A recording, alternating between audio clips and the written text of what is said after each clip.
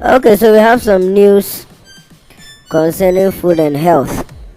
How many of you have heard of aflatoxin? Aflatoxin, I beg your pardon, aflatoxin.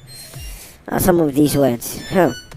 Well, Cabinet has approved a policy on aflatoxin, and just listen close and you'll understand what it's about.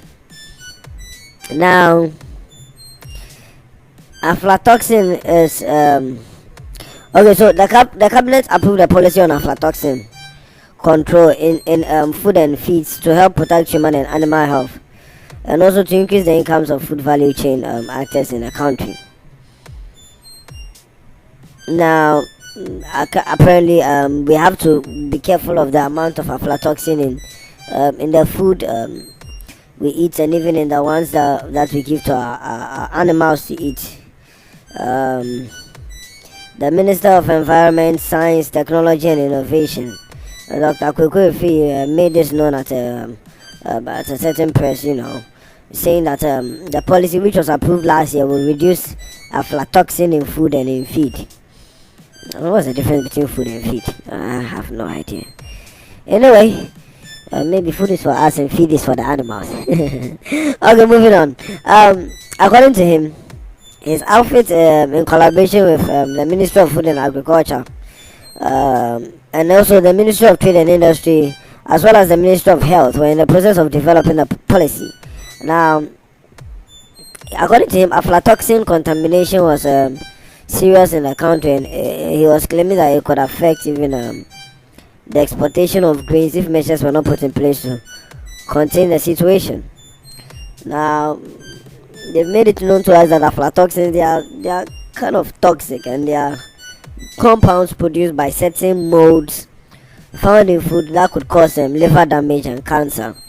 So when you notice anything moldy on your food, just be careful you don't eat it. And there are some food products that get very moldy quickly. Now, Dr. Free said that the ministry has also developed a sort of technology policy to strengthen the study of science and engineering and all these chemical stuff in the country, just to make sure they really have what it takes to battle any type of chemical or any type of components that may be a harm to the foods we consume. Now, their policies also are currently under review, and it will effectively respond to emerging issues in science and technology, and also cater for linkages to some other sectors. The policies so far being reviewed to incorporate, government policy direction for the strengthening of this thing to, effectively respond to emerging situations and issues such as the frontier technology and the linkages to many other sectors in our food chain. Even education could be affected if this is not watched properly, according to Dr. Fee. Now, he says that the South African Department of Science and Innovation have been able to, plan in line with their policy by doing this through an EVIPO project, which provides technical support on some aspects of the review processes. So they're also looking at people from other countries as well, especially in Africa, to get the way forward on some of these things. Dr. Freer further said that a space policy which had also been approved by the cabinet was going to guide the use and development of even space science technology.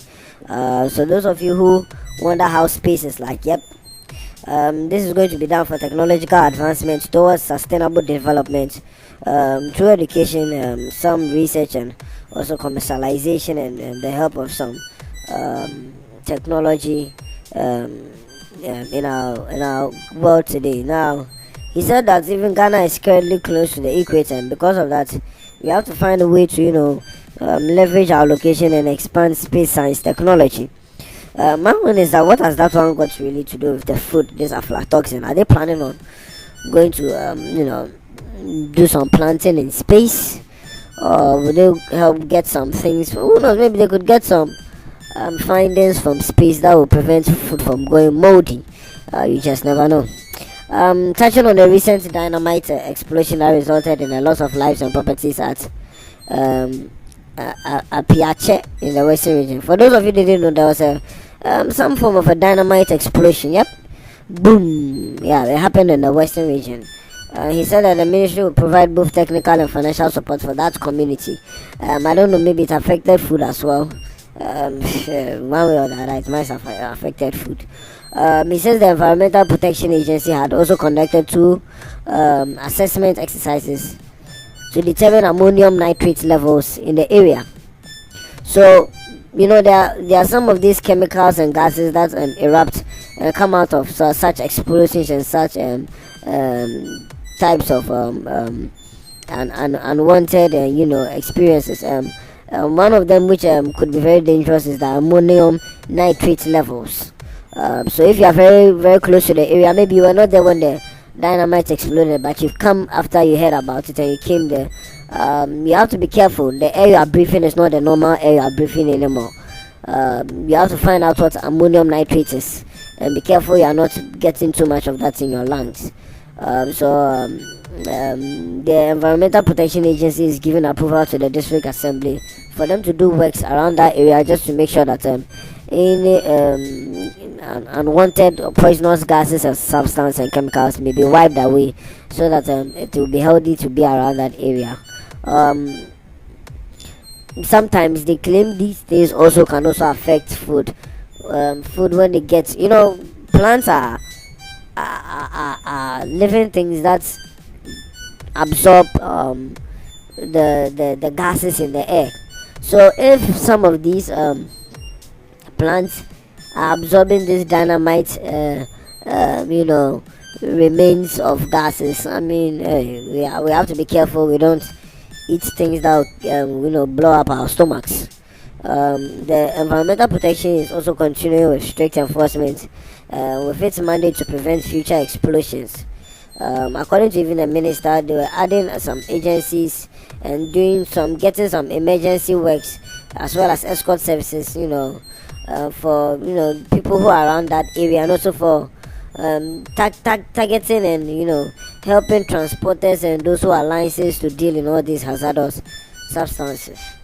They also said that through the land use and the spatial planning authority, they are going to carry out some service and prepare a local plan just to make sure that their houses and the housing in every area is at the right place. Sometimes people's houses are too close to some of these areas and they can get affected.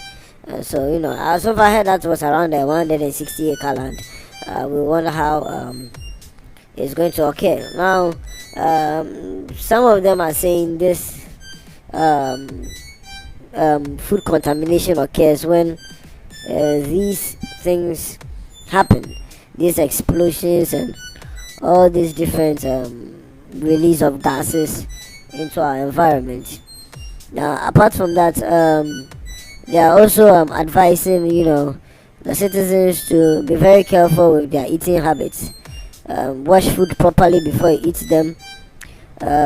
Make sure you wash your hands and your face, and you are clean before you even touch and handle any food. And then also, if you're in an area where such things could blow up, or anything has blown up, or there's a release of any type of poisonous gases, you are advised to get good nose masks or face masks to be on you, so that you don't breathe in too much of those toxins. And then also, if you have food, please do well to keep it away from being exposed, so that these poisonous gases and these things that could affect the food available to us will not enter our system when we mistakenly eat those foods. So all of these are about what this thing has been passed on for. Okay, let us see your comments on what you think about this aflatoxin thing, also about the relation of food consumption to all these different factors that we are facing in our environment. Thank you very very very much for listening. Please remember to leave your comments in the section below.